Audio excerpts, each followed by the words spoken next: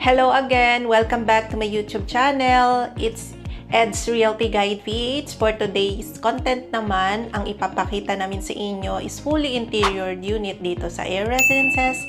Paano nag-transform ang dark unit into light color. At ngayon, itutour namin kayo dito sa loob kung ano yung mga pinalitan at tinagdag namin. As you can see, this is the kitchen area. Take a look with the kitchen area. May mga utensils na rin siyang in-add up upon interior. And also, dinagdagan ng backsplash, color white na may touch of gold and marble para hindi madaling madumihan. Ang ganda nung pagkagawa ng backsplash. Pumagay talaga kasi dito medyo dark, so kailangan maging light color siya. And itong built-in cabinet, dati na to. Ang deliverables kasi ng Air Residences, white yung upper cabinet. And meron na siyang kasamang exhaust.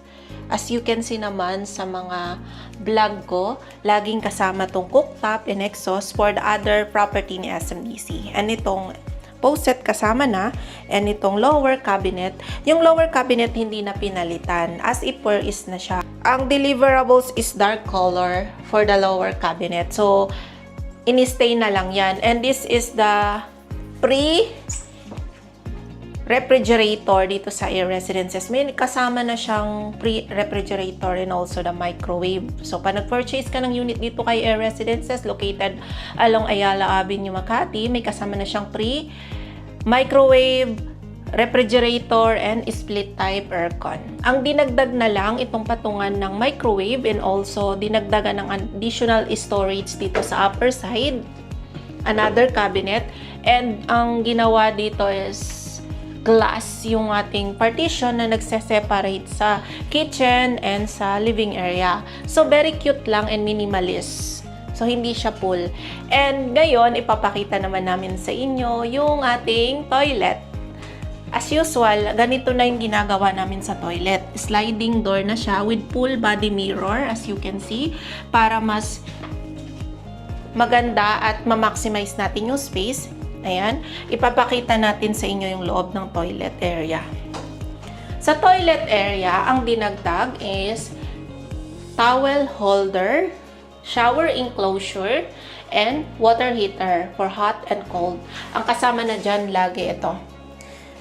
Yan, para at least pag naliligo ka, hindi lalabas yung water dito. Dinagdagan na rin ng bidet kasi wala yan sa deliverables.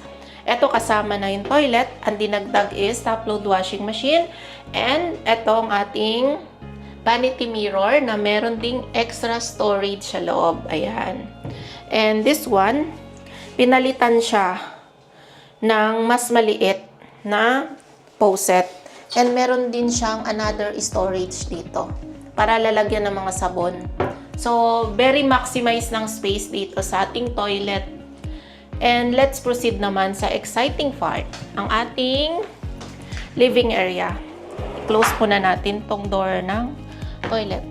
Ito yung ating living area. As you can see, guys, and dito sa side na ito, ang ginawa na lang is customize bar type table with drawer. So, ayan, another drawer to maximize the space. So, ayan. Meron tayong mga drawer dito. Kasi sa condominium, kailangan i-maximize natin every space of the unit. Ayan. So, maganda kasi minimalist yung design niya. Hindi kinain lahat ng space. Ang cute ng dalawang chair. And ayan, may kasama na rin siyang utensils. And ito naman yung ating TV console na may light sa likod. Smart TV yan. Para at least kung manunood ka ng Netflix, YouTube, 'di ba? Yan na yung uso ngayon. And another storage tayo dito. Hindi nagdag. And syempre, yung pin light. As you can see, pag maliwanag kasi ang unit, mas maganda siya at maaliwalas tignan. So, dinagdagan siya ng maraming pin light. Yan yung nagpapaliwanag sa loob ng unit. At etong ating fan light, para at least may hangin pa rin tayo at may ventilation tayo dito sa ating living area. Ayan. Take a look kung gaano kaganda ng ating living area. Dinagdagan na lang siya ng center table. And this one is the color white na carpet para hindi masyadong dark yung ating floor area, and also yung sofa bed para at least kung paparentahan mo siya sa Airbnb, very useful ang ating sofa bed, pwedeng gawing bed. And eto, ang ganda ng mirror, ng transformation dito. Mas nagwa-widen up yung space pag merong mirror. Ayan, matibay yung mirror natin hindi siya nababasag agad. At ayan, may another decoration. At kung napansin nyo, pinalitan siya ng pintura ng kulay beige. Ayan, mas maganda siyang tignan. And eto, dinagdagan ng partition na glass, half lang. Mas malawak tignan pag glass, 'di ba? Kasi dati yung dito is sliding door na dark. Ngayon pinalitan ng white.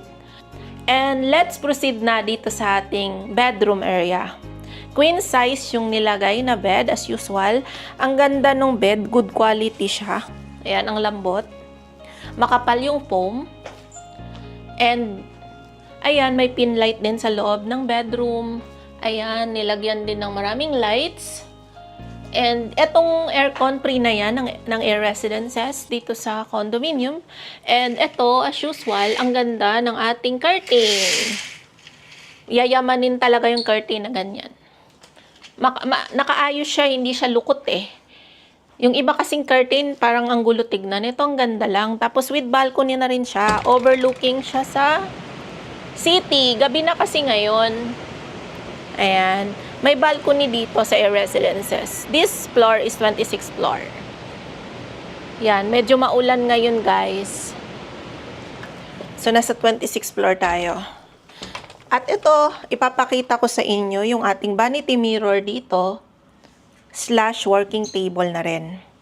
Pwede nyong lalagyan ng mga makeups, diba? Saka ang ganda ng round na mirror natin dito. Ayan. Then, may upuan din siya. And another drawer. Take a look. May another drawer din dito. Ito yung upuan. So, ang ganda lang talaga. And also, itong wardrobe natin, ang ganda. Full mirror din siya. As you tingnan mo, full mirror. Full mirror yung ating wardrobe. Ayan. Ito yung loob niya. Tingnan nyo yung loob. Yan. Baligtaran yan, guys, ha. Dito sa kabilang side, pag inopen mo. Ayan. Marami pa ring storage. So, marami kang lalagyan ng damit dito. Si unit owner, ang plano niya dito sa unit niya for rental investment purposes. So, ayusin lang natin yung curtain for rental purposes via staycation. Ito kasing Air Residences, isa sa pinakamalakas sa Airbnb namin dito. Kasi this one is Central Business District here in Ayala Avenue, Makati. Meaning, ito yung central dito sa Pilipinas, Central Business District. Nandito na lahat ng mga commercial offices, hospital, pasyalan, malapit din siya sa Green Belt. Etong Air Residences, kaya napakaganda niya for investment. Sa mga clients na gustong magpa-design ng ganito, you can contact Patrick Rosales, andito yung number niya. And sa mga clients naman na gustong mag-purchase, you can contact me from my Viber or WhatsApp. Pwede nating pag-usapan. May mga payment term pa kami dito na very flexible na rent to own. 5% down payment for Filipino citizenship. You can already move in plus 2 months monthly amortization. For the foreign citizen, 10% down payment plus 2 months monthly amortization. You can already move in or you can already start up, rent it out your property. Again, guys, thanks for always watching my YouTube vlog. Sa mga bagong viewers dyan, don't forget to like, share, and subscribe my YouTube channel. And see you from my next vlog. Thanks for watching.